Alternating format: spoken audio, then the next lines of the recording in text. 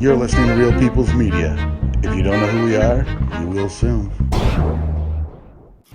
Well, that's some of the stuff that I think we need to talk about as a meeting. Is like, so none of our medicine societies, in terms of like ceremonial medicine societies, utilize any psychedelics. None of ours do.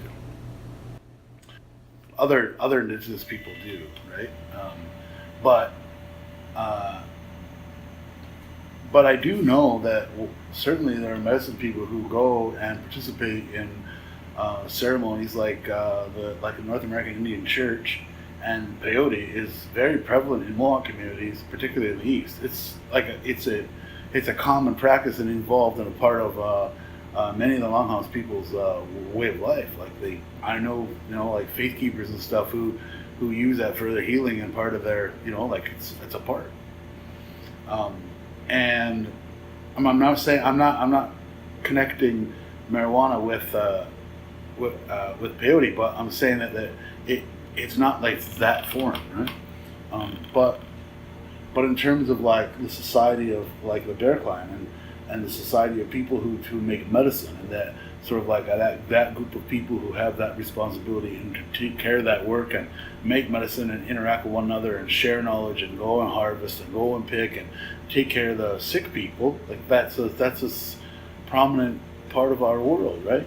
And it got crushed down, but it's on its way back up. And I think that we have a responsibility to determine whether or not we're going to accept or use marijuana in our own practice, in our system of knowledge that we're already conducting, right? Where we're already using a whole variety of what they call naturalized plants and medicines that have come here from other parts of the world, right? And there's many of them, and they're more common than indigenous ones because they're invasive, they're choked or chased out. Also, colonization has a certain impact on the land, and the plants that like the colonized world grow better in it, right? So the indigenous plants don't grow so well in places where colonization is happening, and so utilizing naturalized plants. And so to me, marijuana is becoming naturalized in this country and in this land base, and so why not incorporate that into the mix of the medicines that we're using and helping people? And there's nothing wrong with us making a living from our like using our way. I don't hear anybody. I hear people making issue about it. Oh well, you're just making money from it. But I don't hear anybody making issue that the iron workers are out building their cities, and they should be making an issue about that. Not making an issue about the people who are fishing for a living or hunting for a living or making medicine for a living. Those people are carrying on our practice and culture. That's actively using our culture and keeping it alive by supporting themselves from it. But what happens is it gets called exploitation. And all that's bad. But it's not bad to go get a job as CEO of the Indian Affairs. Or it's not bad to go become a cop and enforce provincial law on indigenous land. Those are not heroes. What's the term, like when you say medicine, obviously that's an English word, but what's the word in your... Okay. And so can you unpack that a bit? Like is it, and is it, like, so can anybody practice medicine according to your ways? And what is the relationship of the individual to the medicine society? And is there a different medicine society for the different types of medicine? And there's many different kinds of medicine? Mm-hmm. Yeah, there's many different kinds of medicine. And there's a variety of different, what they call medicine societies that are like groups that have certain ceremonies that they're a part of, and then certain medicines and certain plants and stuff and certain sicknesses that they deal with, like eagle dance and fish dance and haduis and kajisa. And so depending on the sickness, they're the specialists that are supposed to know the herbs associated with those sicknesses, those symptoms, and the ceremonies that are associated and that are done to cure that as well, right? So specialists just no different or similar, I guess, than how Western medicine has like dermatologist and iridologist and I don't know, like that, right? But because Western medicine separated its spiritual self and its psychological self from the body, so it separated it, right? Because you couldn't have a relationship with science and with the spirituality. They made an agreement not to be like that, but we didn't. So ours is together, right? So for me, it's like I feel like these people who have been, whether they're completely assimilated or whether they're, outsiders and don't have a fucking voice to interfere with what we're doing as indigenous people, we're the ones that have the right to make a choice about what we're going to do. We have an inherent right. Like, as far as I'm concerned, the Band Council does not have any inherent rights. Because it's not real. Yeah, it's not human. It's not real. Yati orihuyo. It's a corporation as a fucking Canadian government. It's not ours. It's not real. It doesn't have any rights. It doesn't have the right to interfere in indigenous right.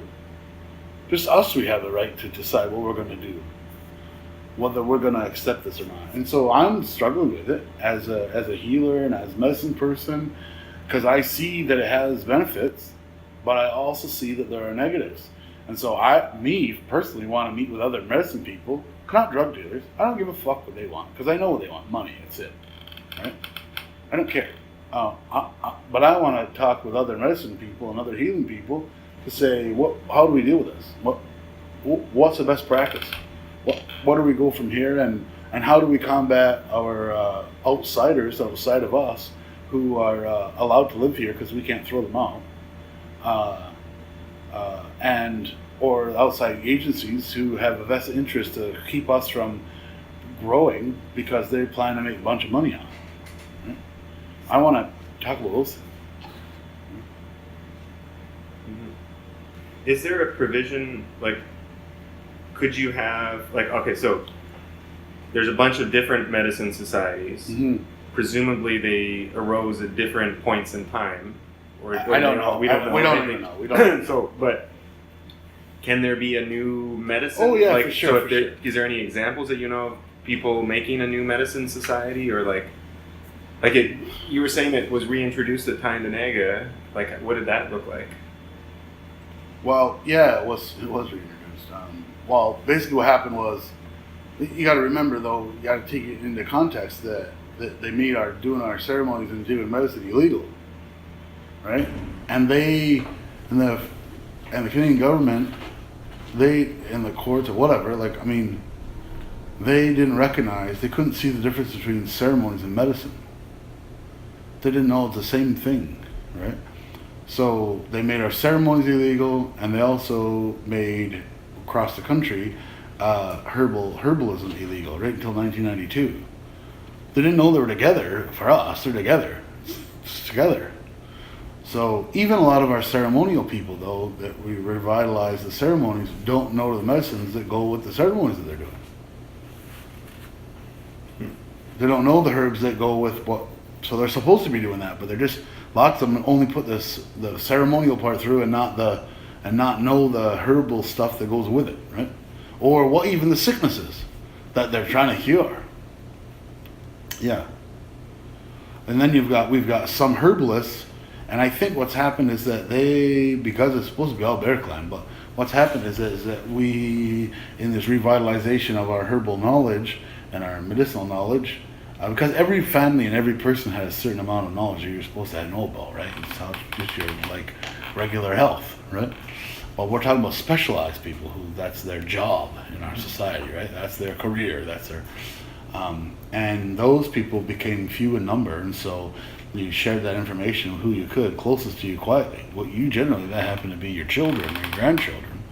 So it got a little bit skewed. Our clan system got messed up a bit when that stuff happened in terms of the passing on of information, because that wouldn't have happened necessarily in that to your children. It would have been laterally. But that's what occurred. So we have a handful of herbalists in our communities who are studying from a whole variety of sources, because our society and our medicine is all about acquiring knowledge and adding to your knowledge base, and the more you know, the better a medicine person you are, right? The more plants you know, the more all those sort of things, and then choosing and then utilizing what's the best one for this individual in this particular case. Because every case is dealt with on its unique basis. So I think people are recognizing that there's an opportunity to make a living and support themselves, and that there's a market for cannabis. There's not so much a market for other herbs as much because the outside population doesn't know, right? They think medicine are pills or some sort of pharmaceutical cream, right? That's not medicine.